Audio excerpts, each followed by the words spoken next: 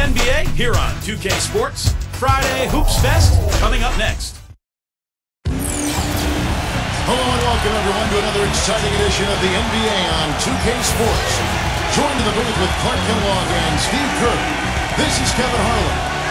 And now we take a brief check at the matchups. Our starting five for both teams. First for San Antonio. Parker and Danny Green are your 1 and your 2. And in the middle, out of Brazil, taken with the 28th pick back in 2008, the 6'11" pivot man, Thiago Splitter.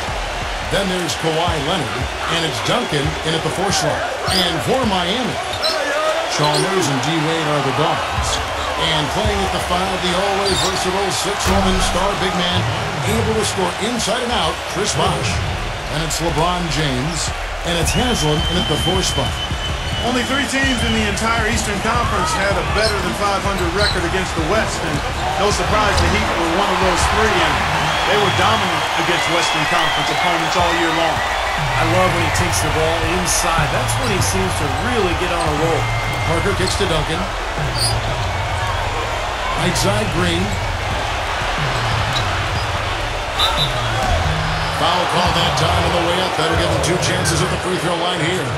Mark, adding on to what you were saying about the Heat versus the West, they ended up 25-5, which is incredible, Steve, given how many tough teams that are in the Western Conference. That's amazing, Kevin. They had a better record against the West than they did against the East in terms of their winning percentage. And so I think that speaks to just how motivated Miami was when they went out on the road to the West in particular to really show everybody how good they were. Well, I think this is one of the more amazing stats in sports when you think about it. No matter the season or the roster, the Spurs just seem to find ways to win 50 games. They've done it 14 straight seasons now, which is off the charts. Now, here's Chalmers. It's hauled in by Duncan. That's an unusual, surprising miss for him. Typically, he's good on those inside. Beyond the arc. Count that one.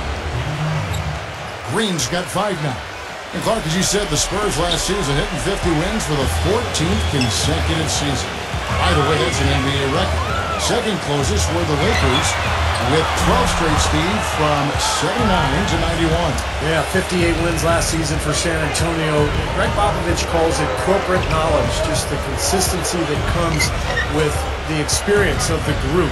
And they've been together so long, particularly that core, that I think it allows the Spurs to really kind of cruise at times during the regular season.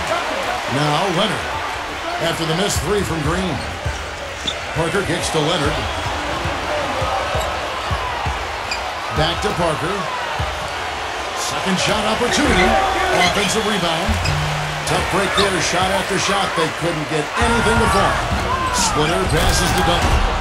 Boy, extremely opportunistic defense leading to those points there. That dunk clock coming within seconds of a steal. Love the way they convert from defense to offense. And that's what happens when you get all 5 guys on a string defensively, ready to react and make a play.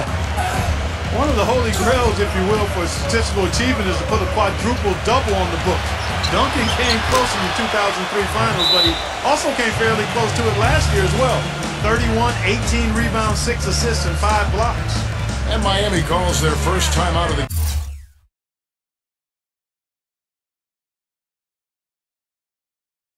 game.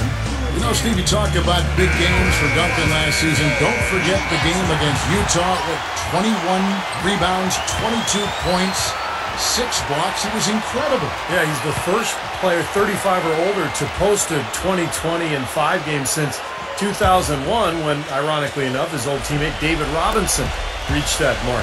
So something's going on down there in San Antonio, I guess.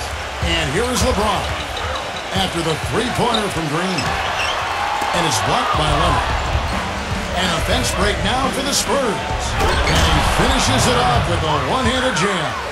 It has taken them no time to build this lead up on the strength of a great first quarter offensively. And they need to continue to put pressure on the defense and try to really run away with this one from here. And it's good on the assist by Parker. Parker's got 3 assists tonight. They haven't been able to stifle him defensively here. Now their offense continues to click. Now let's find out what head coach Greg Popovich had to say to Doris Burke. Doris? There are a lot of big names to deal with in this one, but none bigger than LeBron James. He told me planning for LeBron is a headache because he can do so much on the floor, saying there isn't a hole in his game. The only real way to slow him down is to get him working against himself. Physically, there is no answer for LeBron. Always great to hear from you, Doris. It's stolen by Duncan.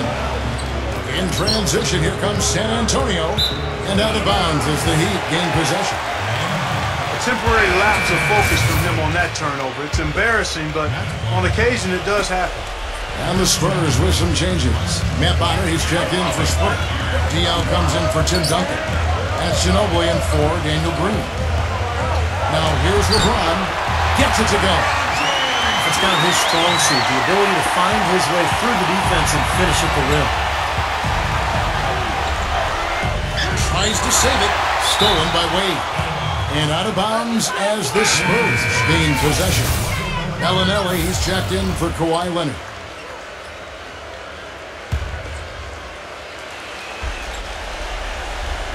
San Antonio with the ball.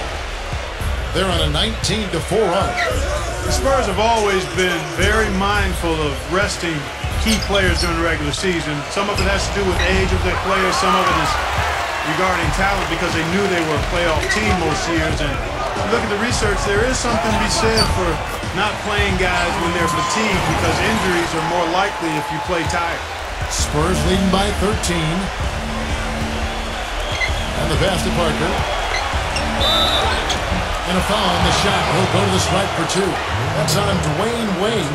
And back to the Spurs and their strategy of resting their star players, not without some controversy. NBA, as you may recall, fined the Spurs and Coach Popovich for sitting all their starting players for a nationally televised game back in November. Well, it was their fourth game in 5 nights, and Pop wanted to rest some of their guys because of just the nature of their schedule. But I think the problem was he didn't give the league advanced warning. And that game against Miami, when he rested those 3 players, he actually sent them home. And I think that was a little shot at the league. And that's why there was a problem, and that's why the Spurs and Popovich ended up getting fined. Well, Miami stormed through the regular season and were viewed as the clear-cut favorites to come out of the East, but it was not as easy as expected. After sweeping Milwaukee, the Bulls gave them a scare, then the Pacers really took them deep all the way to Game 7 of the Eastern Conference Finals. Here's Parker. Gets to the rim for 2 with the D all over him. Parker's got 6. Huge advantage for them already. And as well as they've played at both ends so far, this lead might continue to grow. 107 up here in the opening quarter. And for the Heat, the Pacers were their first real test, it seemed, and they had to survive a win or go home against them. It almost seemed Clark to take away any momentum they might have had when they went up against the Spurs in the finals. You know, it's interesting. When I think of momentum in the playoffs, it doesn't carry over from game to game or series to series. I think each game, Kevin, is really an entity in and of itself. That said, Miami found a way, despite being pushed by the Pacers and being pushed by the Spurs, both to Game 7. It came down to LeBron James' brilliance, but also the hot shooting of a complimentary role-playing winner, Shane Battier. Well, what a series it was in the finals a year ago. Such great basketball, 2 teams that like to play up-tempo. And I'll tell you, the Spurs had Miami.